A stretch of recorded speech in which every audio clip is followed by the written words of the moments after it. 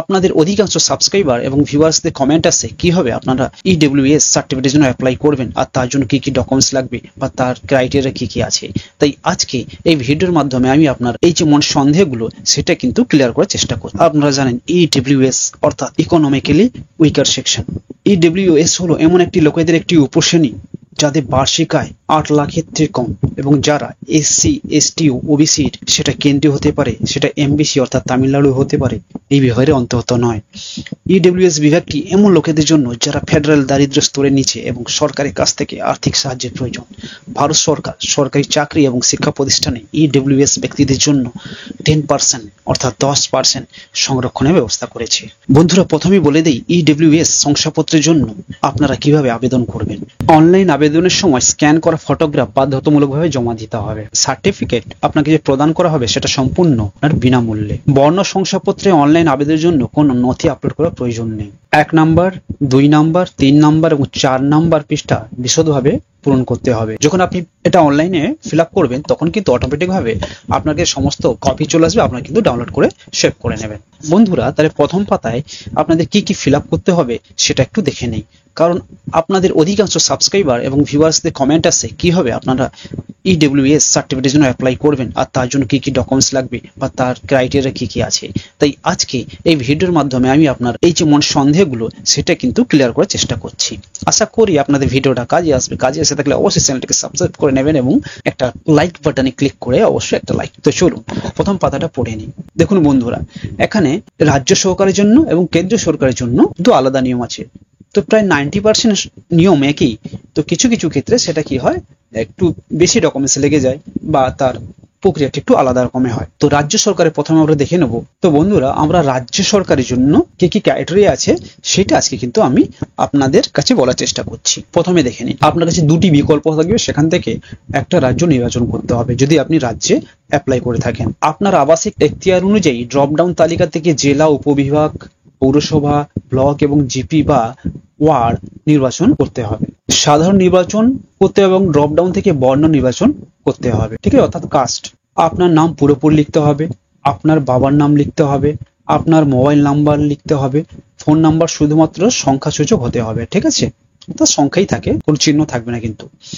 আপনার email ID লিখতে হবে, আপনার আধার নাম্বার লিখতে হবে, আধার নাম্বার শুধু সংখ্যাসূচক হবে। ঠিক আছে, সেখানে কিন্তু আদার্স কোনো কিছু থাকবে না। আমরা ড্রপ ডাউন থেকে খাদ্য সাথী বিভাগের রেশন কার্ডে নির্বাচন করতে হবে কোন বিভাগে আছে। আপনার খাদ্য সাথী নাম্বারটা লিখতে হবে, অর্থাৎ রেশন কার্ডের নাম্বারটা লিখতে হবে। আর আপনার জন্ম তারিখটা লিখতে হবে।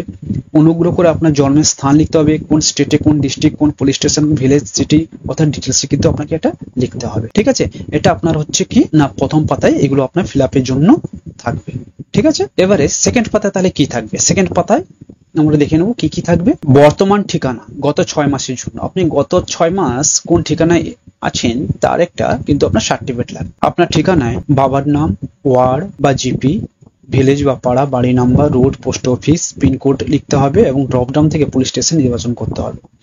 স্থায়ী ঠিকানা, যদি স্থায়ী ঠিকানা বর্তমান ঠিকানার মতো হয় তবে হ্যাঁ ক্লিক করুন, অন্যথায় নোতে ক্লিক করুন এবং স্থায়ী ঠিকানা পূরণ করুন। অর্থাৎ প্রেজেন্ট অ্যাড্রেস এবং পার্মানেন্ট অ্যাড্রেস যদি আপনার একই হতো টিক চিহ্ন করবেন, যদি না হয় আলাদা হলে পূরণ করবেন। এবার আসি পরবর্তী পৃষ্ঠা, তৃতীয় পৃষ্ঠায়। তৃতীয় পৃষ্ঠায় কি কি আছে দেখে নেওয়া যাক। তৃতীয় পৃষ্ঠায় যেটা এখানে দেয়া আছে, জাতীয়তা স্বয়ংক্রিয়ভাবে ভারতীয় হিসাবে আপডেট হবে। জাতীয়তা স্বয়ংক্রিয়ভাবে ভারতীয় হিসেবে আপডেট হবে, এর মানে হচ্ছে আপনি যে ইন্ডিয়ার হলে তবে তো আপনি এটা ইডব্লিউএস এর জন্য অ্যাপ্লাই করবেন। তো সেক্ষেত্রে এটা অটোমেটিক ইন্ডিয়া সেখানে লেখা থাকবে, সেখানে আদার্স কিছু করার প্রয়োজন নেই। ড্রপডাউন থেকে আপনার ধর্ম নির্বাচন করতে হবে, কোন জাতি আপনি। ড্রপডাউন থেকে লিঙ্গ নির্বাচন করতে হবে। এখানে দুজন স্থানীয় রেফারেন্সের লাগবে, যেখানে দুটো ব্যক্তির নাম থাকবে। প্রথম রেফারেন্সের নাম লিখবো আর ওনার ঠিকানা লিখতে হবে, তেমনি দ্বিতীয় রেফারেন্সের নাম, ব্যক্তির নাম লিখবো এবং ওনার ঠিকানাটা লিখতে হবে। ঠিক আছে, আর যারা অন্য স্টেট থেকে আমাদের পশ্চিমবাংলায় এসে আছেন এবং ইডব্লিউএস এর জন্য অ্যাপ্লাই করতে চাইছেন তাদের জন্য বলে দেই, পশ্চিমবঙ্গে বর্তমান আবাসিক অবস্থা কেমন, কত বছর এখানে আছেন, আপনার দেশ, রাজ্য, জেলা, থানা, গ্রাম, ওয়ার্ড, মাইগ্রেশনের বছর, আপনি কত বছর ধরে এখানে আছেন, এইসব কিন্তু পূরণ করতে হবে। আপনাকে বলে দেই, আপনি যদি পশ্চিমবাংলার অধিবাসী হন তাহলে আপনি নো চুজ করবেন, আর যদি পশ্চিমবাংলার বাইরে থেকে এসছেন তাহলে আপনাকে কিন্তু হ্যাঁ নির্বাচন করতে হবে। এরপরে আপনাকে পশ্চিমবঙ্গে আপনি কদিন ধরে বাস করছেন, দেশ, রাজ্য, জেলা, থানা, গ্রাম, ওয়ার্ড, মাইগ্রেশনের বছর মানে কত বছর আপনি কাটিয়েছেন সমস্ত তথ্য কিন্তু এখানে ভরতে হবে। বুঝতে পারলেন? এবার আসি পৃষ্ঠা নাম্বার 5-এ আপনার কি কি থাকবে, অর্থাৎ EWS এর জন্য মানদণ্ড কি কি থাকবে। আপনার বার্ষিক আয় 8 লাখের কম হতে হবে, কৃষি জমি হতে হবে 5 একরের মধ্যে, আবাসিক ফ্ল্যাট 1000 স্কোয়ার ফিটের মধ্যে হতে হবে, আবাসিক প্লট এলাকা পৌরসভা হলে 100 বর্গগজের মধ্যে হতে হবে, আবাসিক প্লট এলাকা যদি পৌরসভা না থাকে তবে অবশ্যই 200 বর্গগজের মধ্যে হতে হবে। আপনার ছবি আপলোড করতে হবে, যেটা জেপিজি ফরম্যাটে থাকবে 100 কেবির মধ্যে হতে হবে। আপনি আয়কর রিটার্ন অর্থাৎ আপনি কি ট্যাক্স ভরেন, হ্যাঁ অথবা নাতে ক্লিক করতে হবে। দেখুন বন্ধুরা, আপনি কি আয়কর দেন অর্থাৎ ট্যাক্স দেন? যদি হ্যাঁ হয় তো হ্যাঁ করবেন, যদি না দেন তাহলে না করবেন। ঠিক আছে, যদি না দেন তাহলে এই নিচের আয়ের যে বিবরণগুলো দেওয়ার কোনো প্রয়োজন হবে না, যেমন আগের অর্থ বছরে আয়, কৃষি জমি, আবাসিক ফ্ল্যাট, পৌরসভার আবাসিক প্লট পৌরসভার নয় এমন কোনো বিল্ডিং এর, তো এগুলো কিন্তু আপনাকে ফিল আপ করা প্রয়োজন হবে না। যদি আয়কর দেন অবশ্যই এগুলো ফিল আপ করতে হবে আপনাকে। এরপরে আপনি যে সমস্ত কপি জমা করতে চাইছেন, অর্থাৎ যে সমস্ত কপি এখানে ম্যান্ডেটরি, তো সেই সমস্ত কপি আপনাকে জমা করতে হবে, অর্থাৎ যেগুলো ম্যান্ডেটরি আছে। আর আপনি যদি এক্সট্রা যদি জমা করতে চান তাও জমা করতে পারেন, আপনার যাতে EWS সার্টিফিকেটটা তাড়াতাড়ি পেয়ে যান।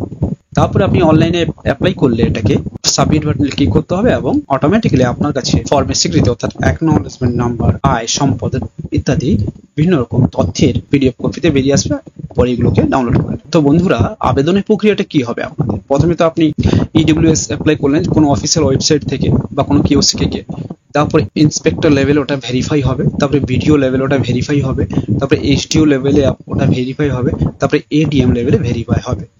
সমস্ত কিছু যদি ঠিকঠাক থাকে আপনার, ঠিক আছে, তারপরে কিন্তু আপনাকে ADM লেভেল থেকে আপনাকে সার্টিফিকেটটা কিন্তু দিয়ে দেওয়া হবে। বুঝতে পেরেছেন? তো আপনাকে পেরিয়ে যেতে হবে 1 2 3 4 চারটা লেভেল পেরিয়ে যাওয়ার পরে, ভেরিফাই করার পরে আপনি কিন্তু EWS সার্টিফিকেট পাবেন। আশা করি ব্যাপারগুলো আপনাদের কাছে ক্লিয়ার হয়েছে বন্ধুরা। এরপরেও যদি আপনার কমেন্ট থাকে বা কোনো কোয়ারি থাকে অবশ্যই আমাকে কমেন্ট সেকশনে জানান, আমি আপনাকে অবশ্যই বিভিন্ন তথ্য দিয়ে সাহায্য করার চেষ্টা করব। আর বন্ধুরা, আপনাদের যদি কোনো মতামত থাকে তো অবশ্যই তাও কমেন্ট সেকশনে জানান। আমি আজকে যেটা বললাম সেটা রাজ্য সরকারের জন্য বললাম, ঠিক আছে বন্ধুরা। আমি কেন্দ্রীয় সরকারের জন্য প্রায় সমস্ত রকম একই আছে, তো কিছু কিছু জায়গায় চেঞ্জেস আছে। তো বন্ধুরা, রাজ্যের EWS সার্টিফিকেটের জন্য কি কি ডকুমেন্টস আপনাদের লাগবে তা কিন্তু আমি এই ভিডিওতে আলোচনা করেছি। আপনার যদি কেন্দ্রীয় সরকারের EWS সার্টিফিকেটের জন্য কি কি ডকুমেন্টস লাগবে বা ক্রাইটেরিয়া কি কি আছে জানতে চান তো অবশ্যই আমাকে কমেন্ট সেকশনে জানান, তাহলে কিন্তু আমি এই ভিডিওটা আরেকটা বানাবো যেটা কেন্দ্রীয় সরকারের উপর তৈরি হবে। কারণ এই একটা ভিডিও অনেক লম্বা হয়ে যাচ্ছে, তাই এই ভিডিওতে কিন্তু আমি আর জানালাম না। আপনার যদি কোনো কোয়ারি থাকে তো অবশ্যই আমাকে কমেন্ট সেকশনে জানান, অথবা আমার হোয়াটসঅ্যাপ গ্রুপ আছে সেখানে জয়েন করে সেখান থেকে আপনি জানাতে পারেন। তো বন্ধুরা, আজকে চলি, আবার দেখা হবে কোনো এরকম একটা নতুন ভিডিওতে যেটা অবশ্যই আপনার কাজের হবে। তো প্রথমবারের চ্যানেলে এলে চ্যানেলটিকে অবশ্যই সাবস্ক্রাইব করবেন এবং বন্ধুদের সাথে শেয়ার করতে ভুলবেন না। ধন্যবাদ।